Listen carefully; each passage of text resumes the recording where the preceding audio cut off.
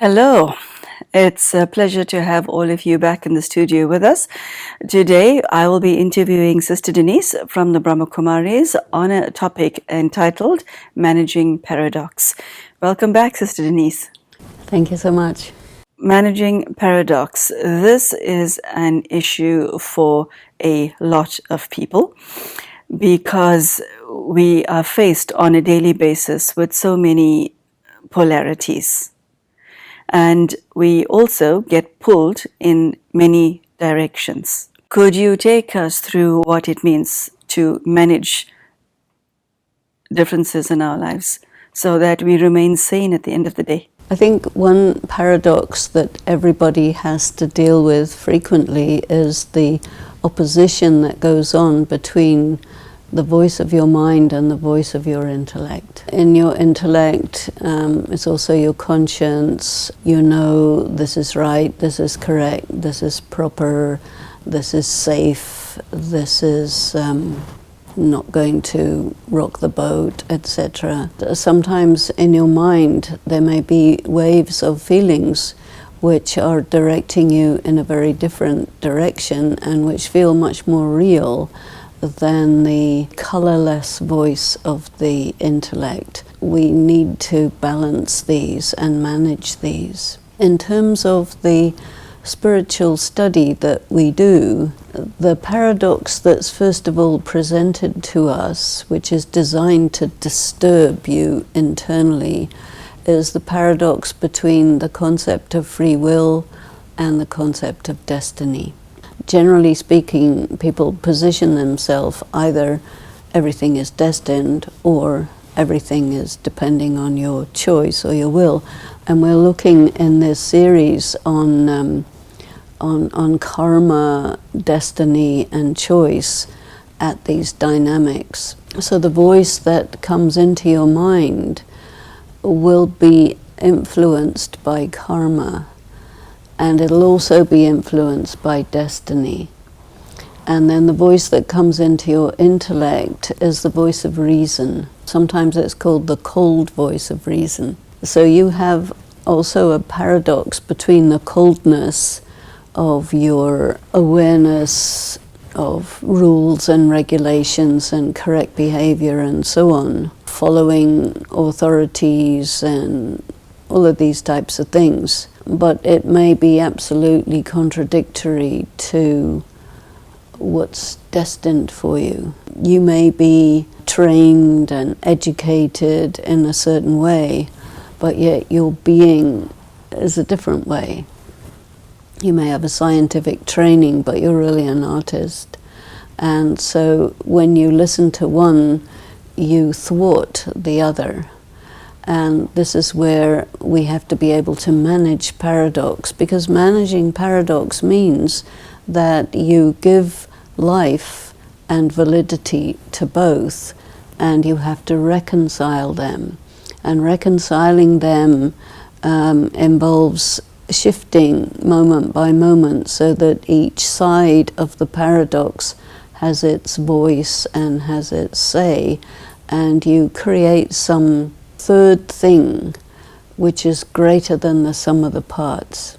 As you speak, I'm also thinking of the paradox between one's voice of the past, the call of the present, and also our obsession with the future, or for some, an imagined future. How does one reconcile that? Maybe you can clarify it a bit more, because on one hand, the past, the present, and the future are a trend. But if you are in a crossroads, then that trend will be interrupted because your future will be a different one.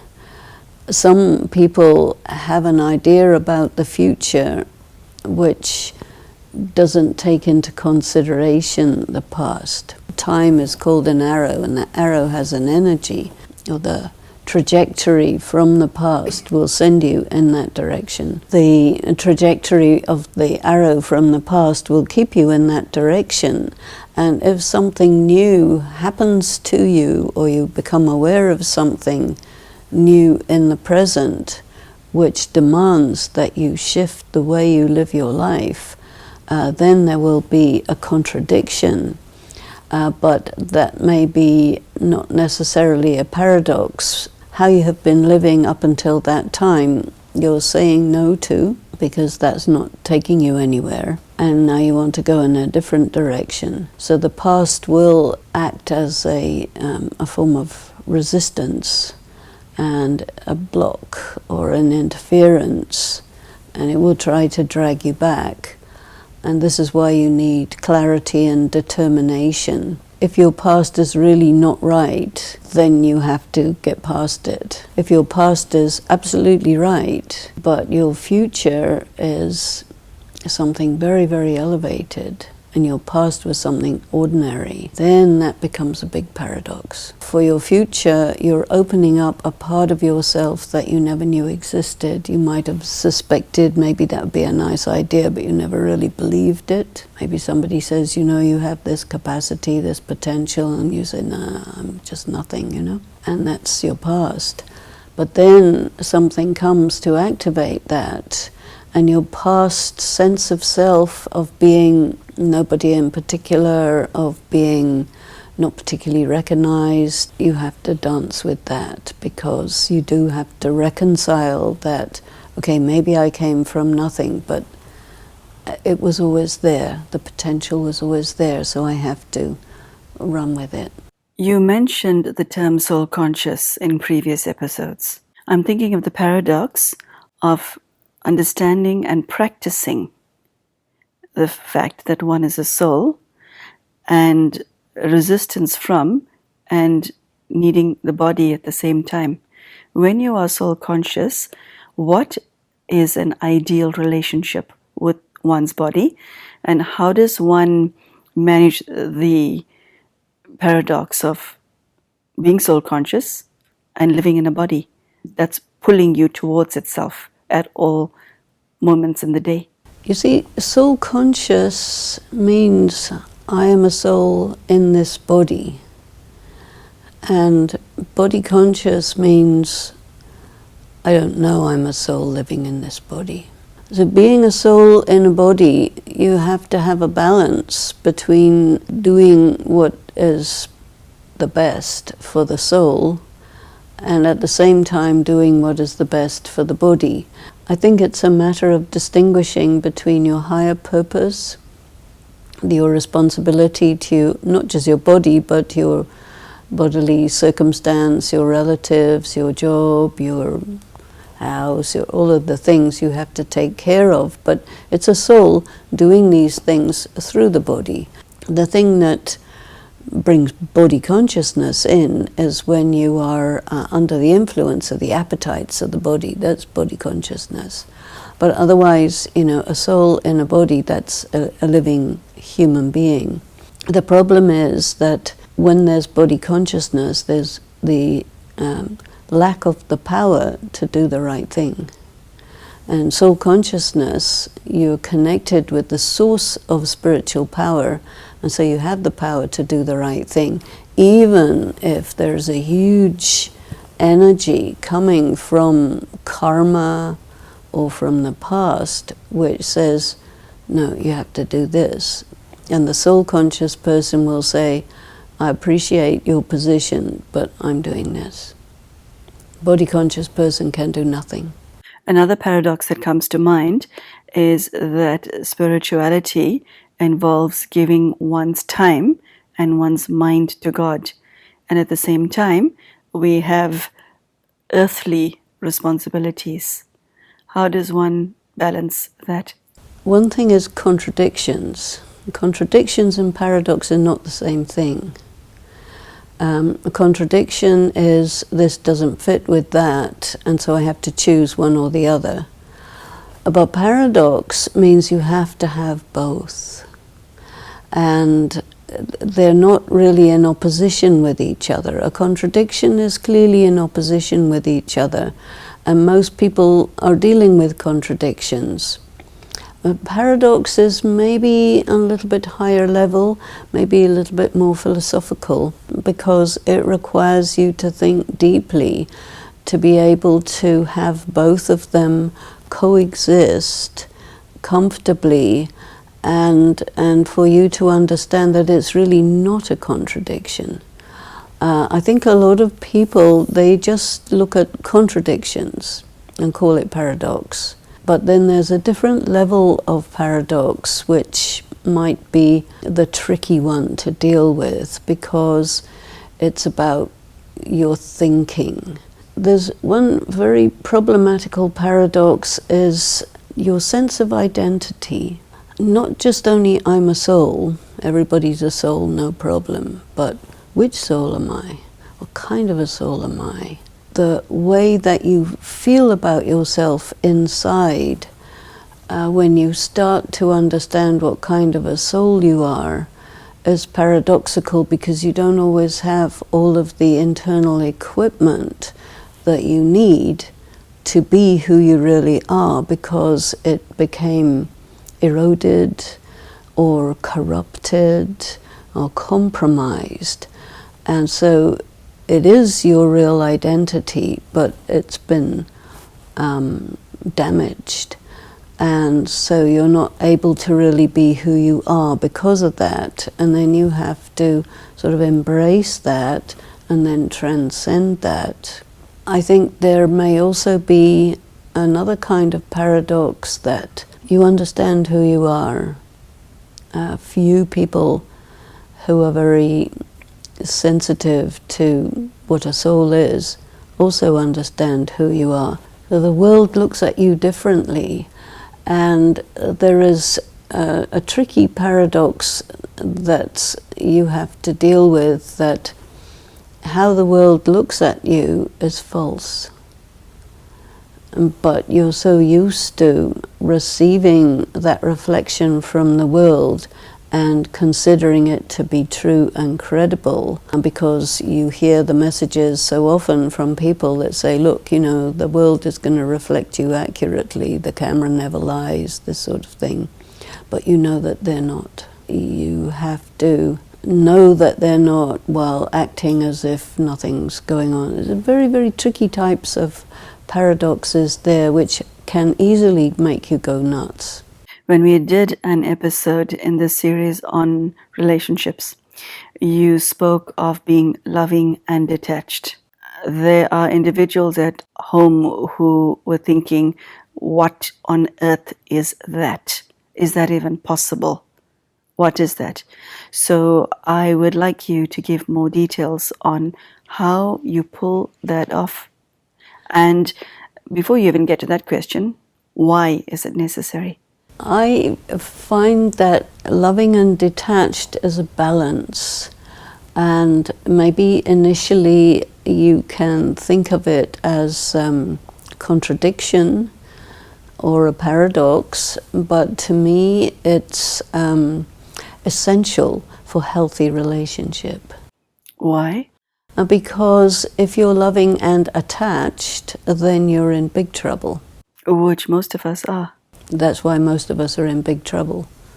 And so you want to stay in big trouble, or you want to have quality, sustainable, lasting, lifelong relationships of harmony.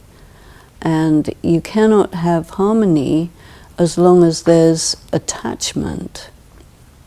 Another word for attachment is dependence. When you have a dependent relationship, you're calling it loving, but in final analysis it's predatory, because you're consuming the other person.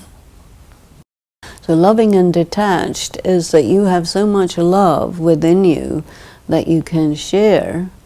You don't have expectations. You give the other one absolute freedom to be exactly who they are. You constantly negotiating the relationship so that the balance is in order, the give and take is mutually beneficial, and when something goes wrong, you're easily able to let go and work through it and move on. This is very, very good for relationships.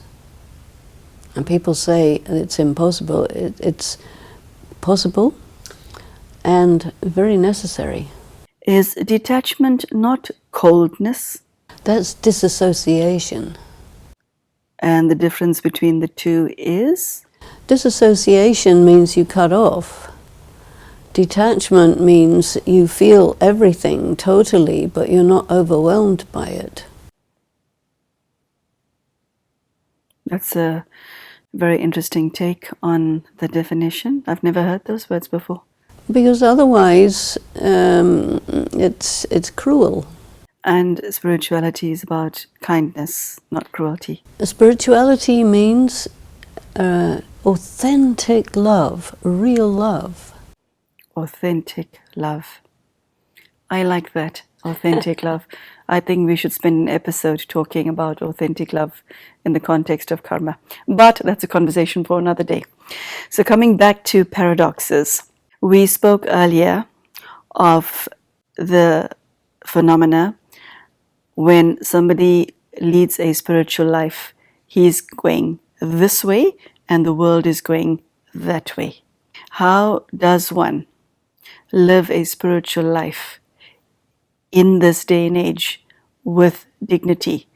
And I don't know if one should actually be concerned about the opinions of others, but one doesn't want to come across as weird or a whack job.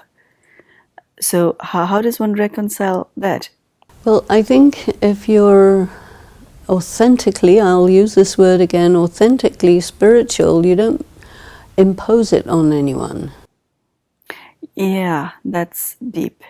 And this sort of whack job, as you call it, is one who is like making it really visible that they're different. And I think one should be a lot more discreet. Many people think that if you're dressed a certain way, you're spiritual, and if you're dressed a certain other way, you're not. But in France, they say l'habit ne fait pas le moine. You know, the clothes don't make any difference to whether you're a monk or not. It doesn't prove or disprove anything, but people are so fixated on external appearances that they assume that they mean something that they don't mean.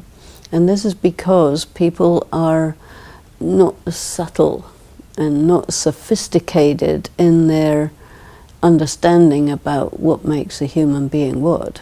So spirituality means that you have a personal ethical policy of not harming anyone, of benefiting people, of taking care of yourself in a proper way, of living a balanced life, of giving yourself time for yourself, of engaging in your close personal relationships, your professional relationships, and your community relationships with integrity. You are not undone when there's a catastrophe or things go really wrong. You can handle big challenges. You're not showy. If you're in business, you will make a lot of money, but you won't be extravagant. Spirituality has nothing to do with weirdness, and I think weirdness has nothing to do with spirituality. That's good to know. Yeah. That's very good to know, and a surprise to many to hear that. Probably, yeah. Because there are many people who are so-called spiritual who are very weird. If you're highly spiritual, you will not be run-of-the-mill, but that doesn't make you weird. That's true. Okay, we've spoken about the external paradoxes. I would now like to focus on the internal ones. A spiritual person is striving towards the ideals that you just mentioned. On the other hand, they're also facing the gravity of their own dark traits, negative traits. How does one manage that? Well, spirituality is that. Spirituality means you're facing your darkness as ever it comes up, and you're working through it, reconciling with that is spirituality. You know, spirituality has nothing to do with I don't have any darkness. That's called denial. Spirituality means you are aware about the entire spectrum of yourself and you are embracing the whole thing. not avoiding it. And avoiding your dark traits does what? Means what? It makes them explode somewhere else.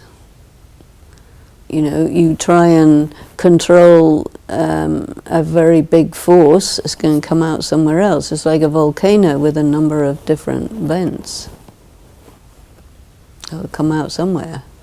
You may say, oh, I'm absolutely pure, I'm celibate, this and that, but you're going to be cruel at the same time because you're suppressing your sexuality. It will come out as violence. Yes, so someone who manages paradoxes in life, do they necessarily have to be a deep thinker? I'm just thinking of all of the spiritual people that I know who are simple in their approach to life. And once again, simple does not mean stupid. You're obviously a deep thinker, Denise. Does that mean everyone who's spiritual must be and think like you? Well, I think we need to move away from the idea of a spiritual person, because that creates a category that doesn't really fit everybody by any means. I think it's probably useful to say, okay, I'm a person with whatever my attributes are, and I choose to develop myself spiritually or cultivate the spiritual side of me. And whatever I am, and however I am, and whatever my dark side is, I will work with that. What I'm saying is that if a person thinks that spirituality means you sort of try to erase it from your whiteboard and think it's gone away, you're under an illusion. You haven't understood what spirituality is. A person, whether they're simple or complicated, everybody has a dark side. And if you deny it, that's not going to work. You have to embrace it. Whether you're simple or complicated, whether your dark side is how very dark or not that dark, you still have to embrace the totality of yourself. You cannot be a perfectionist. That is very unhealthy. There are many who strive to be perfectionists. Why is perfectionism unhealthy? Because it's extreme. And spirituality is not about extremities. It's about being balanced. And it can be a very refined balance. You know, you can be on a big tightrope going across Niagara Falls. That's a tricky one. But it's still about balance. Okay, that brings us to the end of today's discussion, which has been very fascinating, as always. Any last words of wisdom for our brothers and sisters at home?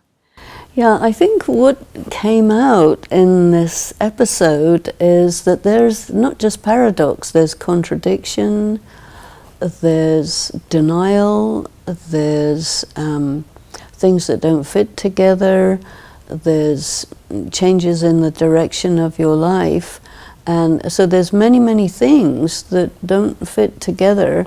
And maybe we try and label them like this or like that in our efforts to figure out, okay, what exactly am I dealing with here? And I think that that's quite important, because when we're thinking inside about what's going on for ourselves, to be able to put a label on it is actually quite helpful, because it's like a diagnosis of what I'm dealing with, and then you can take a look at what kind of medicine you will use, in the sense of how you're going to go about managing the discrepancies that you discover within your being or within your circumstances that have to be reconciled. Thank you for that. So there you go, managing paradoxes. I do hope that what Sister Denise shared today has touched your heart, and the main aspect that I took from today's show is that spirituality is about maintaining balance. A very deep and very powerful message. Thank you for joining us, and I do hope we get to see you again for the next episode. Take care. Goodbye.